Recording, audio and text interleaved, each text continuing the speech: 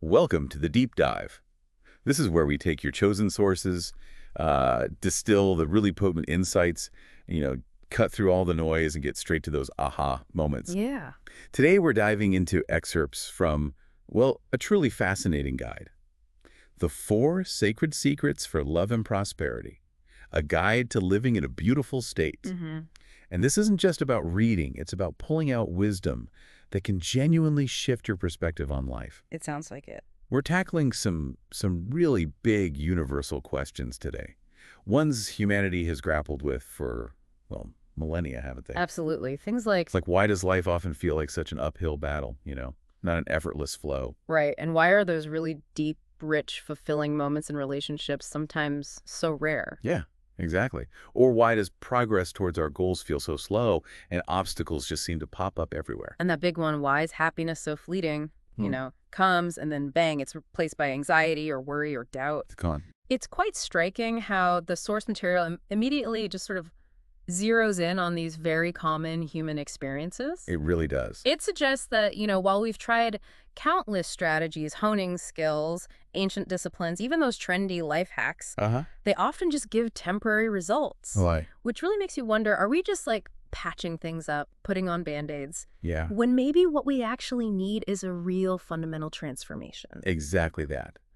The authors, Krishnaji and Preethaji, they suggest our traditional tactical approaches. Well, they're Yeah. not wrong, exactly. No, not wrong. But they just don't awaken this much greater power, the power of a transformed consciousness. Mm. They make it sound like this incredible potential is like already inside you, just waiting. Waiting to be unlocked. Yeah. And if we, look at the bigger picture here, the mission of this deep dive is really to explore how this transformation of consciousness can guide us out of what they call a suffering state Sure. and into a beautiful state. Imagine a life where joy and ease aren't just, occasional visitors, but your actual baseline. That sounds amazing.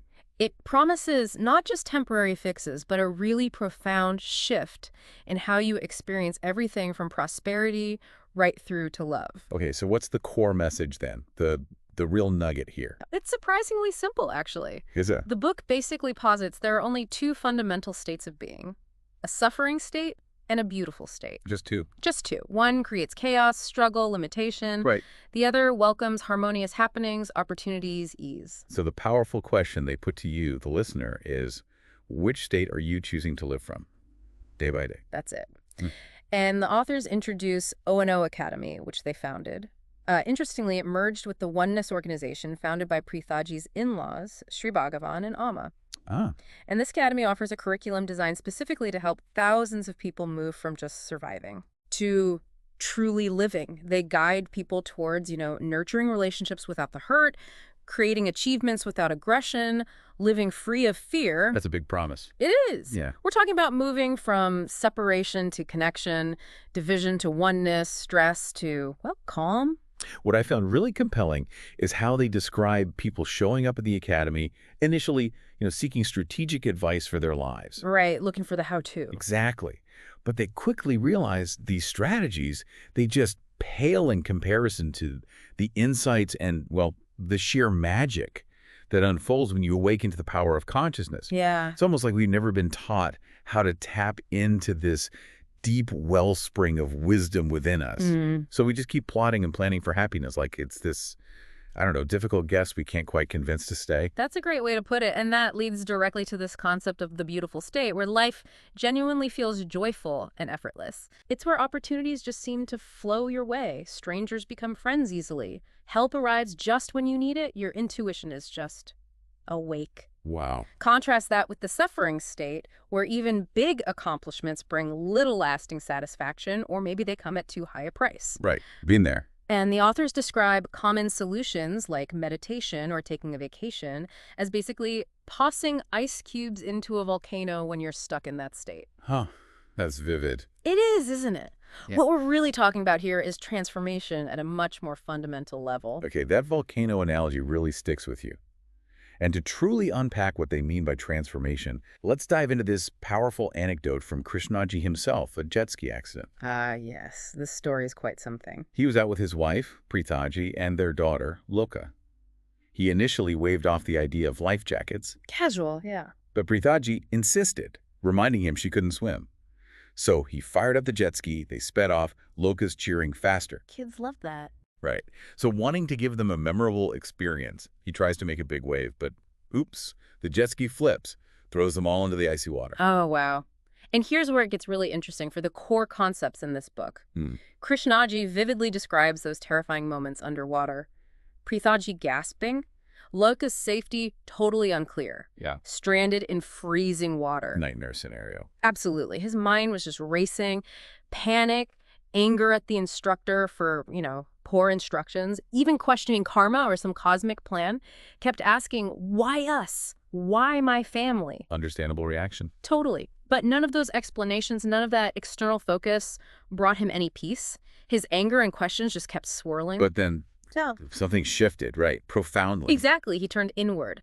And he realized he wasn't truly angry at the universe or the instructor. Who was he angry with? Himself. For initially dismissing the life jackets. He realized he could have lost his family because of his own oversight. His own ego, maybe. Wow, that's confronting. Incredibly. Yeah. And in that moment of just complete self-accountability, the experiencer, that nagging self-centered sense of, it just vanished completely. Vanished. Gone. He felt limitless, experienced this incredible sense of oneness with his family, the earth, his ancestors, the whole universe. He saw what they call the One, the sacred Brahman, that universal consciousness. In the middle of a potential disaster. It's astounding, isn't it? How could such a stressful, life-threatening situation actually lead to such an expansive state? It defies logic, almost. He describes feeling no separation, no sense of time. And in that moment, this powerful passion ignited within him to help every single individual experience this same freedom from suffering. A mission born from crisis. Truly, he realized that a beautiful life, lived from a beautiful state, wasn't just possible, it was everyone's destiny. That's powerful. Okay, let's dig into the first of these 4 sacred secrets then. Living with a spiritual vision. Right. The authors state that this pursuit, of a transformed state of consciousness, it cuts across all cultures, all religions. It's universal. It's really about experiencing life from a magnificent state. Whether you call that pure bliss or causeless love or just calm courage. And they make a really clear distinction. This isn't for people who are retired from life, retreating from the world. Not hermits, no. Definitely not. Krishnaji and Preethaji themselves are incredibly engaged. They're husband and wife, parents, actively caring for their own parents, running this internationally acclaimed academy. No academy, yeah. Founding charities, impacting hundreds of thousands, founding 5 global businesses. They're busy. Their lives are living proof, really. It completely challenges that conventional idea that, spiritual pursuits are somehow separate from an active, engaged life. Very separate, yeah. Their experience shows that a transformed consciousness isn't about withdrawal at all. It can actually empower you to achieve your deepest intentions right here in the real world. It's a powerful distinction to make. So what exactly is a spiritual vision then, according to this first secret?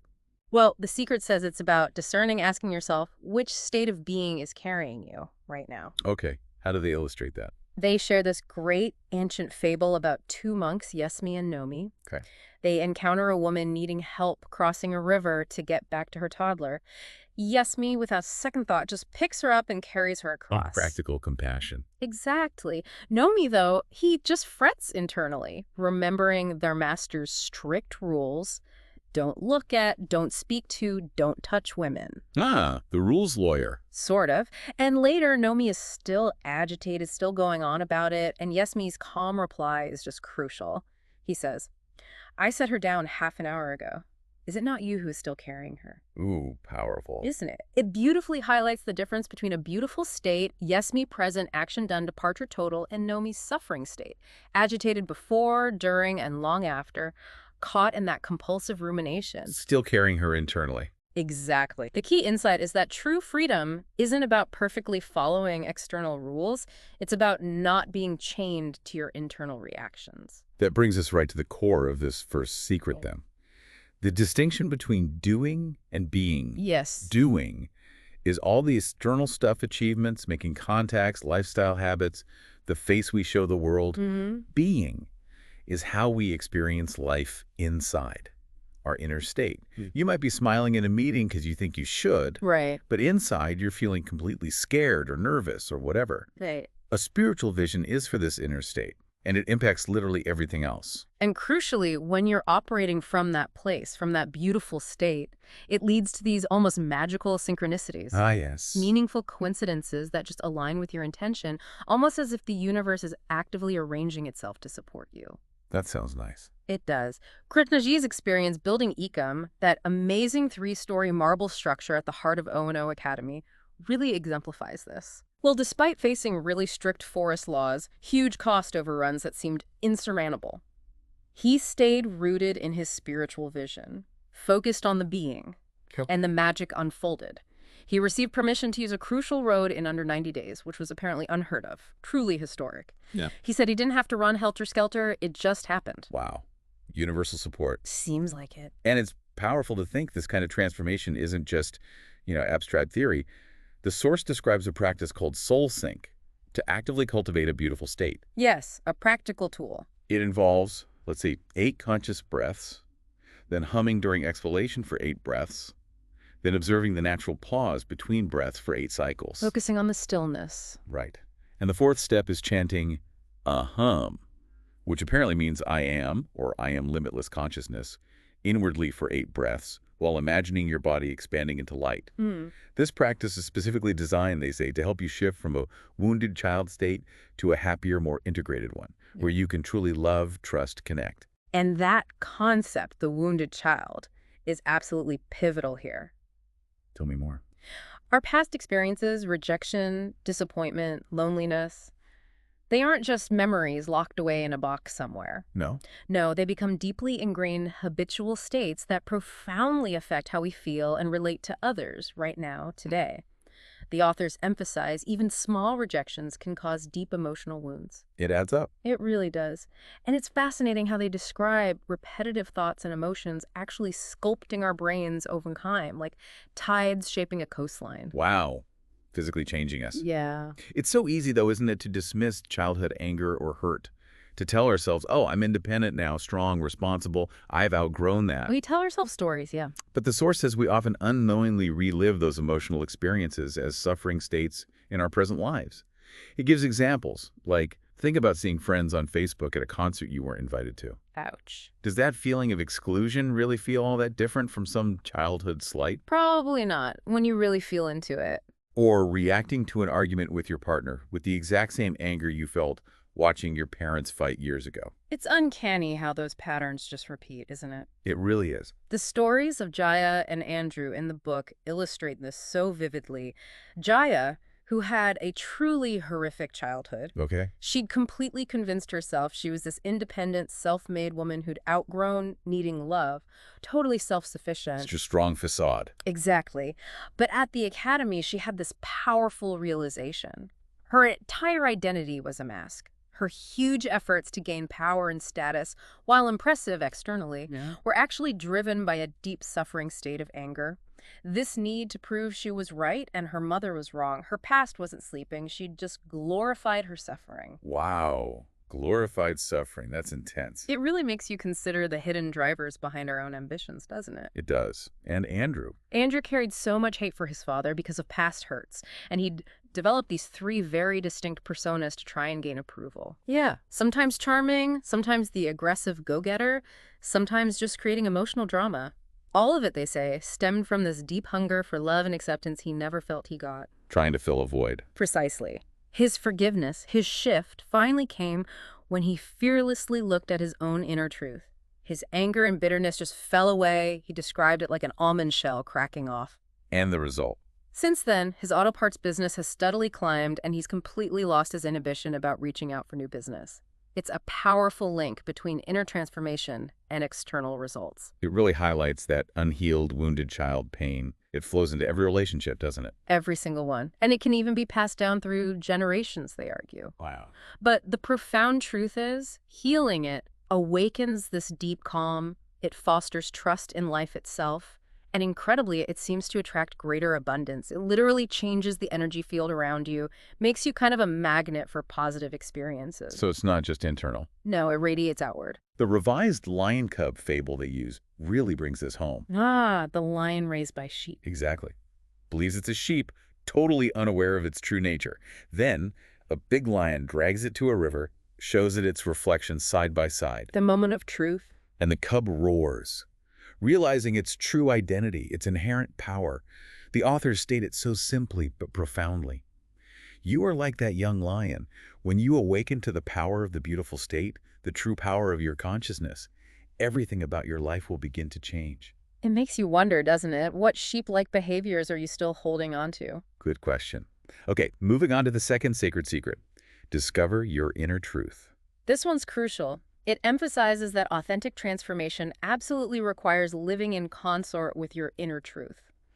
Without it, they say, any spiritual growth is just empty poetry. Empty poetry. Strong words. It's the foundation. They use the really powerful example of Gandhi. Yes, the train incident. Right. After being thrown off that train in South Africa, shivering with humiliation on the platform, Yeah.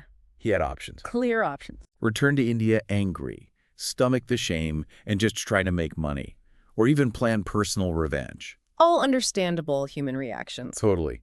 But he chose a fourth option. He brought his full attention to his own suffering states, the anger, the shame, and intentionally dissolved them within himself first. And what's absolutely fascinating is that his nonviolent resistance movement didn't then stem from personal hate or resentment. No. Where did it come from? From a deep, profound compassion for his people, born from that incredible state of calm he cultivated after dealing with his own inner state. Wow. It really makes you pause and think. What if true greatness, true leadership, even profound societal change begins not with strategy or outrage, but with a quiet pause, a deep, honest relationship with our own inner truth? It's true, though. So many of us are disconnected from our inner workings, aren't we? Absolutely. We make this fundamental error thinking inner truth is about understanding other people or external situations. Right. Analyzing the outside. Yeah. We might succeed outwardly, but often at a huge cost damage to health. Maybe an inability to genuinely enjoy our achievements, or even keeping those around us perpetually stressed out. And society often reinforces this, unfortunately. Ideas like suffering is a blessing or struggle is the key to success. We revere the tortured artist or the leader who supposedly suffered their way to the top. Right. But what if that suffering was actually avoidable, even counterproductive to genuine success and well-being? Good point. Yeah. The story of Christina at the Academy really illustrates the subtlety of this, the sneakiness of self-obsession. Yes. Tell us about Christina. Another woman, Lee, made a comment that Christina felt humiliated by. Initially, Christina tried to understand Lee's perspective, why Lee said it. Trying to figure her out. Exactly. But the speaker at the Academy challenged her directly. Said something like, your freedom can't come from understanding someone else. It has to come from your own inner truth. If you observed yourself in those states even closer, what was your thought process? Turning the lens inward. And Christina had this huge aha moment. Her initial shock turned instantly to anger, precisely because she was self-obsessed. She was thinking, how dare she insult me after I financially supported her? How ungrateful. So it wasn't really about Lee at all. Not fundamentally. Yeah. It was about her own ego, her own sense of being wronged. Which means inner truth isn't about deciphering others' motives, is it? No. It's about peacefully attending to the whole of your own mind, even the parts that feel negative or ugly. It's actually the greatest act of self-compassion, they say. That's a powerful reframe. Self-compassion, not self-criticism. Right. Because when we indulge in self-obsession, we unwittingly feed our anger or our pain until it becomes our baseline state. And that severely limits our view of the world, our possibilities. Consider the participant, the guy who came to the Academy wanting his timid girlfriend changed so they could have great times. Oh, okay. He proudly listed all his adventurous feats, spelunking, bungee jumping, paragliding. Mr. Courageous. But as he genuinely connected to his own inner truth, he had this radical realization. His outwardly brave behavior wasn't genuine courage at all. What was it then? It was rooted in a deep, underlying fear of being alone. Wow. That's a flip. A complete flip. And his transformation led to their relationship becoming one of two whole individuals looking in the same direction. An incredible shift from external expectation to inner alignment. This really makes you ask yourself, doesn't it? How much of our own courage or generosity or even our seemingly selfless acts are actually driven by these underlying fears? or by self-obsession? It's a confronting question, but practicing inner truth, they argue, can prevent separations, help us avoid really costly mistakes, and truly free us from past addictions or patterns. It doesn't make us immune to suffering, though, right? No, not immune. But it systematically wears away the habit of indulging in it. Like gently flowing water wears away even the hardest rock over time. You don't get stuck there as often or for as long. That makes sense. Diego's story, losing his son to overdose. It's heartbreaking, but also profoundly illustrative of this secret. It really is. For 2 years, Diego lived in this consuming state of guilt. He truly believed it was the only way to genuinely love his son, to honor his memory. Carrying that weight. Constantly.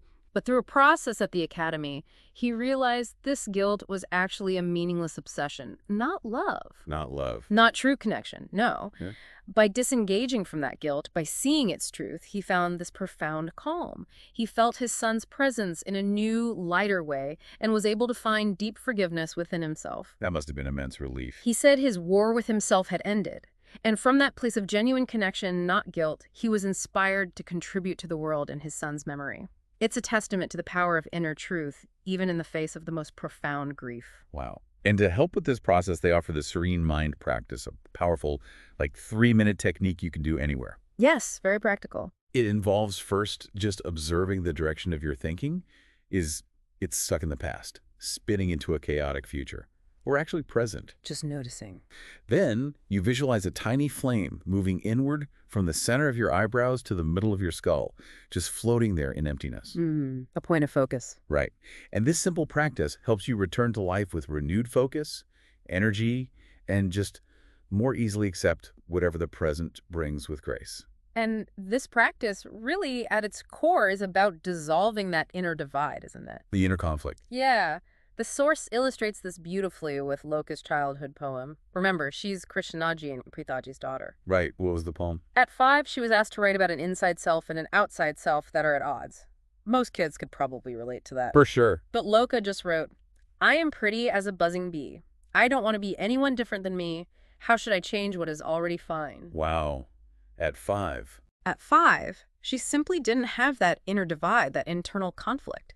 And the book says she continues to have that inner clarity even today. Amazing. It makes you realize how much of our suffering does come from that internal split. Exactly. And that's the goal here. Dissolving the shrinking self, that part fueled by comparing ourselves constantly, leading to insecurity, aggression, like Alex the gymnast businessman, and dissolving the destructive self, that tendency to blame others, engage in inner warfare, become totally self-preoccupied, like Alicia and Greg in the story. Those internal states, they're the real breeding grounds of unhappiness then. That's precisely the argument. The ultimate profound goal is to make deep, lasting peace with ourselves, truly understanding that our inner struggle isn't fundamentally about external situations. It's about these internal divisions. Okay, let's move to the third sacred secret.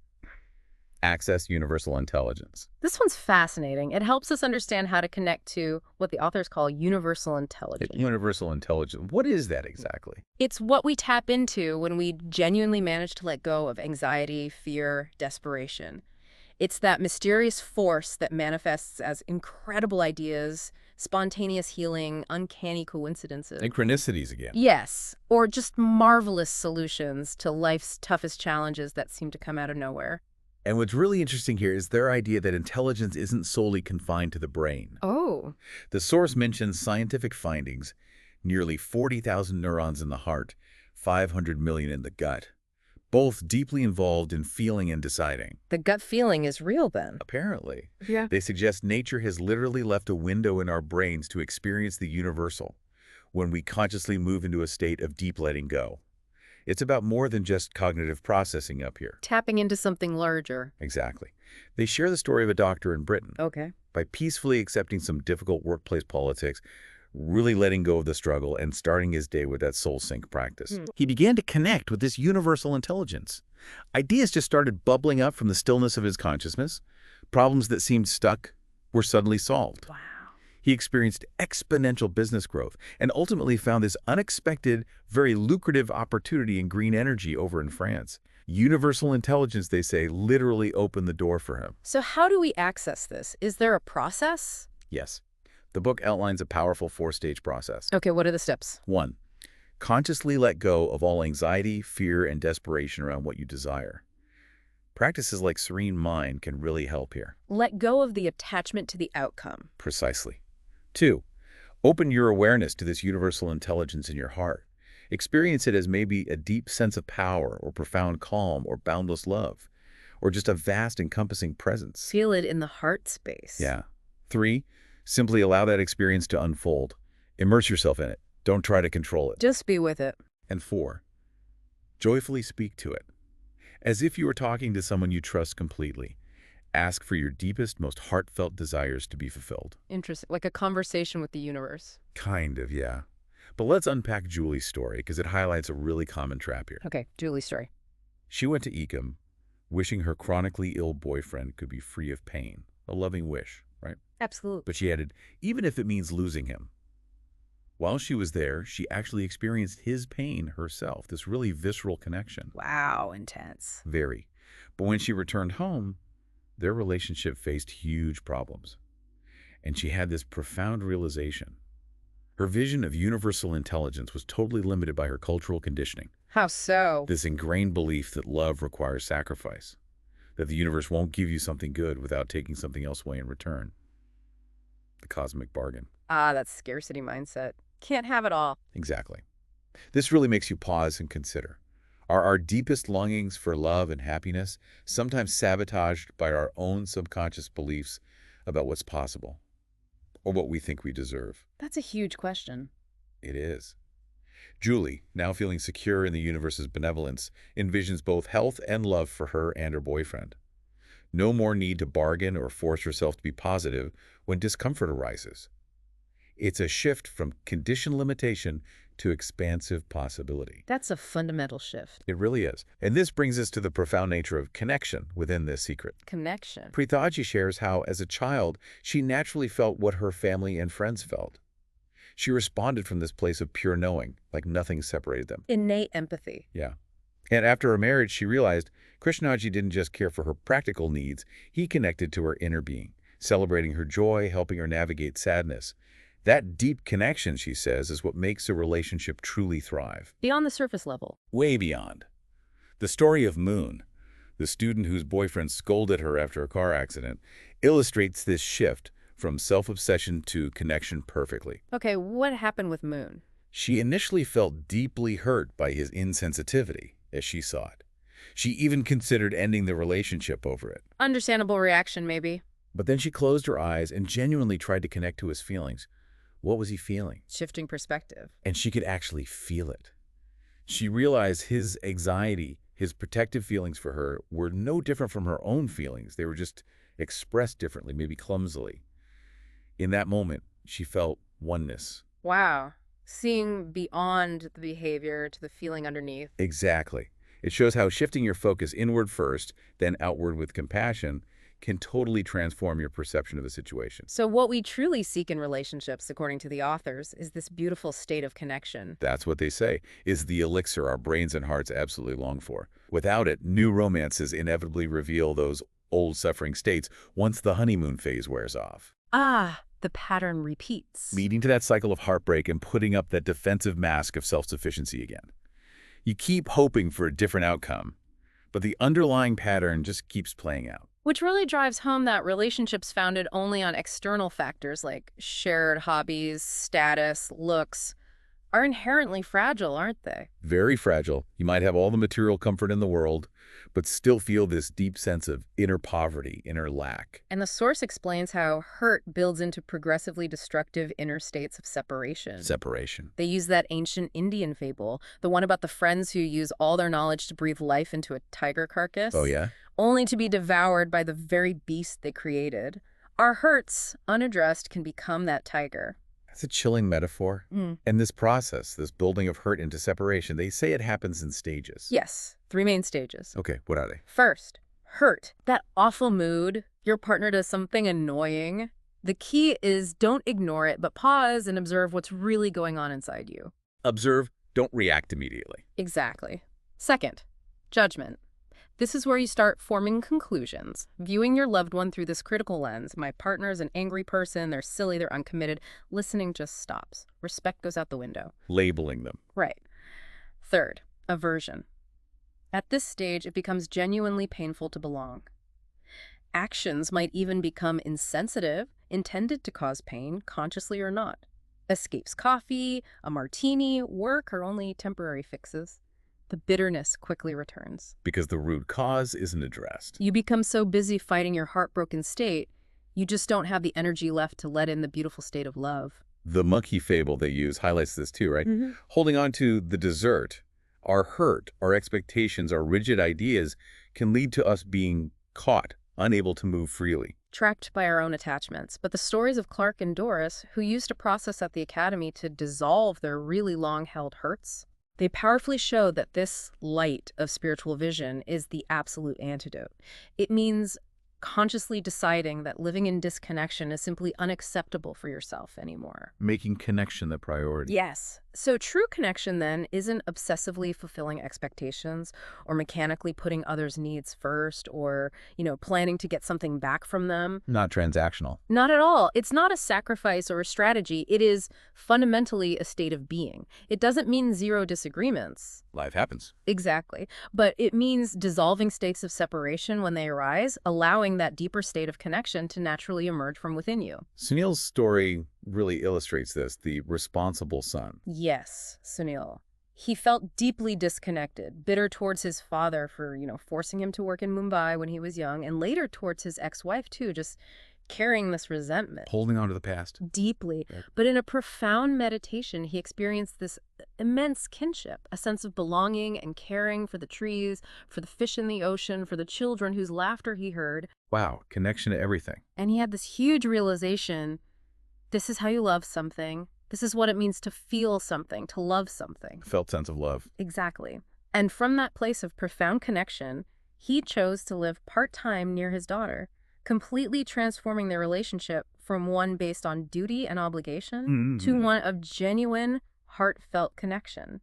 And the authors emphasize this is attainable for anyone courageous enough to embark on this journey into inner truth. And ultimately, this all points back to the very essence of being human, doesn't it? How so? This profound potential we all have to experience extraordinary states of consciousness, to feel deeply connected to others, to everything around us, to be in genuine awe of life, to feel a love that knows no boundaries, to experience total oneness. That's the potential waiting within. Okay, brings us to the fourth sacred secret. Practice spiritual right action. Right. And this secret is about transforming ourselves through difficult challenges, not just finding a way to solve them superficially. Transforming through them. It introduces spiritual right action, which isn't about desperately trying to control life or force outcomes. It's about responding to life from a powerful, transformed state of consciousness. Okay. And this, they say, actually leads to an unexpected sequence of events for a greater good that you probably couldn't have planned or engineered yourself. More magic. Kind of. There are 3 fundamental principles for these spiritual right actions. Okay, principle 1. Performed after we have dissolved inner conflict, not while we are in it. State first, action second. Exactly. Think of that young man who hated his job selling pickles at a call center, hated the job, hated himself, even hated his father. A lot of hate. Yeah. After a course, he felt truly unburdened, let go of that hate. He started cooking with his mother, felt deeply connected, discovered this new passion. Found joy. Yes. He quit the call center, became a master chef on the O&O campus, serving from this beautiful state that, he says, infuses incredible taste into his cooking.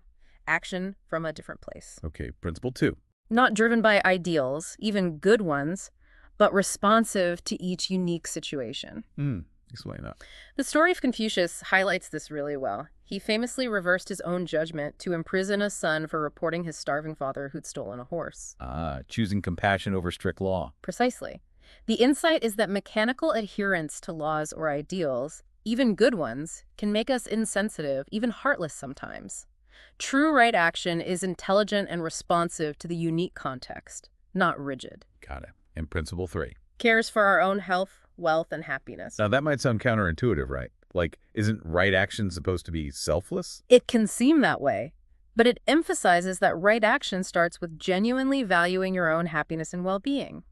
It's not selfish in a negative way. No. It's recognizing that when you're well and happy operating from that beautiful state, that positive energy cascades outwards. It impacts others. It's often the crucial first step towards doing genuinely great things in the world. Fill your own cup first so you have something to give. Okay, that makes sense. This leads us to something they call the nobody state. Yes, the nobody state. A truly terrifying state of deep fear, rooted in the profound, often subconscious sense that we do not matter, that we're insignificant. Oof, that sounds bleak. It is. They use another ancient Indian fable, being stuck between a tiger, a deep pit, and a venomous snake, clinging precariously to a single root just for a fleeting taste of honey. Precarious survival. Exactly. And the pit, in this context, represents the choices we make out of that deep fear of being nobody. The job our parents wanted, the industry that promises respect, the position to be richer than our siblings, the status symbols to avoid being discounted. Life driven by avoiding perceived insignificance. That's it. Mike, the CEO of that successful architecture firm, he knew this state intimately. The architect, right. Bullied as a teen, he relentlessly pursued wealth to escape that feeling of inadequacy, only to find no lasting happiness, and instead he became arrogant and isolated. The wealth didn't fill the void. Not at all. But in meditation, he allowed the pain of what he called a purposeless existence to truly sink in. He had this profound realization. His life hadn't actually made anyone richer because of his presence, not in a meaningful way. That's a tough realization for a CEO. Huge. His authentic transformation began when he finally released that pursuit of wealth from that place of emptiness, anger, or desperation. He shifted from wanting to prove himself to wanting to genuinely contribute. A shift in motivation. Fundamentally.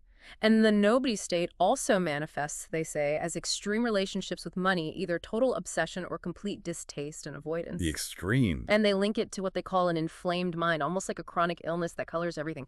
May, the Ikebana teacher. The flower ranger. Yes. She was obsessed with money, constantly panicking despite working relentlessly. She realized her financial problems stemmed directly from this inflamed mind, these warped, fearful visions of the future. Her inner state created her outer reality. That's the idea.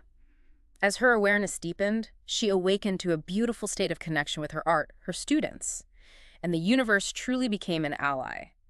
Lucky breaks, opportunities started appearing that she couldn't have engineered through sheer effort. So, a conscious wealth creator, as they describe them, Yeah. is someone acutely aware of the state powering their pursuit, the purpose behind it, and the true impact their wealth creation has. Exactly. It's a whole different ballgame than just chasing numbers or status. This concept is really powerfully illustrated by that CEO facing widespread layoffs. Ah, yes, the layoff decision. He initially considered layoffs purely from a place of fear and self-protection, worrying about the bottom line, his own position. Standard corporate thinking, maybe. Perhaps. Yeah. But by consciously using the first two secrets, cultivating spiritual vision, discovering his inner truth, he realized his decision was primarily fueled by fear of how the board would perceive him. Ah, ego preservation. Right. So he shifted. He intentionally moved into a state of deep connection with his employees. And that state, that energy, positively affected everyone. What happened? It led the company to pull together, find creative solutions, and survive without the layoffs. Incredible. And when the economy eventually turned around, they achieved unparalleled growth, precisely because they hadn't let go of their experienced staff, a direct result of a shift in consciousness informing a strategic decision. That's a remarkable real-world example. It really is. And this expanded way of thinking, it applies to all four pursuits they mentioned from Hindu philosophy: dharma, righteousness; artha, wealth; kama, love; and mukti, spiritual seeking. The core pursuits of life. Each one has two paths you can take, one driven by the nobody state and one originating from a beautiful state. Give an example. Okay, pursuing mukti, spiritual seeking. From a nobody state, it becomes this ambitious, maybe even aggressive process of accumulating knowledge and spiritual skills just for display, for ego. Look how spiritual I am. Spiritual materialism. Kind of. But from a beautiful state, mukti is about genuine freedom from the tyranny of suffering states. It becomes playful, deeply sacred. It's about the internal experience, not the external show. That makes sense. Consider Devadatta, Buddha's cousin. Okay. He joined the monastery, but the book says his motivation was primarily to prove himself a greater teacher than Buddha. He died discontent, unfulfilled. Driven by comparison and ego. Exactly. Okay. And it's easy to empathize, isn't it? Who hasn't felt that pang of jealousy towards friends or siblings who seem to catch all the breaks? That's the seductive, persistent pull of the nobody state. It's relatable, yeah. But when your work, your pursuits, are genuinely inspired by a beautiful state, Then what happens? they become what the authors call a playing field of the presence of the universal intelligence. Your state of being truly leads the way, and your life just organically follows. It's a completely different paradigm. Letting the state guide the action. Right. This is perfectly captured in that powerful near-death experience story. The man revived from a horrific car crash. Oh, yes. That was intense. In those moments before he was revived, he saw his entire life unfold, but from the perspectives of every living creature he'd ever encountered. Every creature. Even feeling what it was like to be a turtle he'd once saved from the road. Wow. That's mind-bending. Totally. And he had this profound, undeniable realization. Every time we hurt one another, we hurt the entire fabric of life. Every time we love and care for one another, we nurture that fabric. Interconnectedness made real. Absolutely. And it completely, irrevocably transformed his perception of the world and his place within it. How could it not? And the stylist. The one who felt her work was meaningless. Yes, even with a thriving business. After awakening to a deep state of love, a beautiful state, she began connecting to her clients' inner states, thinking about the deep joy a stressed working mother feels after a new hairstyle gives her that boost of confidence, or a teenager's excitement about his new look for the first day of college. Seeing the deeper impact. Exactly. Her career became a conscious act of love, of truly serving people on a deeper level. And from that place, she was inspired to launch her own product line. Her business changed from the inside out. It became meaningful. Profoundly. And Scott, the successful manager who felt lost despite his achievements, Right, felt disconnected. he realized his unaddressed hurts made him reactive, disconnected. He'd always relied solely on himself, the self-made man. The lone wolf. But when he made the conscious choice to let go of that stored anger, those old disappointments, his consciousness just expanded dramatically. Wow. He no longer saw himself as purely self-made. He genuinely recognized the countless people who had supported him along the way, mentors, family, colleagues. Acknowledging the network. Yes, and he found this deep, authentic desire for his team, his whole organization, to be happier. He rediscovered his true sense of purpose and experienced this remarkable surge of synchronicities in his work. Things just started clicking. That heartfelt connection, then, is vital for organizations, too, not just individuals. Absolutely vital, because it's a state of consciousness where your well-being becomes inseparable from the well-being of others. They argued that no matter how good the system or the rules are in a company or any group, if the individual's consciousness remains limited by suffering states, the system itself just won't reach its full vision. The consciousness is the foundation. It's first consciousness, then decision and action. It completely flips the script on how we usually approach problem solving. That's a radical shift. Krishnaji and Preethaji themselves say their own incredibly rich relationships, their amazing teams, the clients and synchronicities they experience.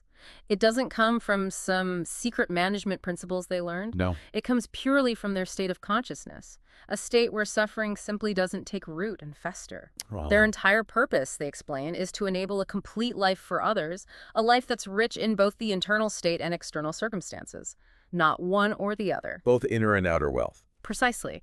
The O&O Academy's ultimate goal is to help people become dvijas, which translates to twice born. Twice born. Individuals who are awakened from within.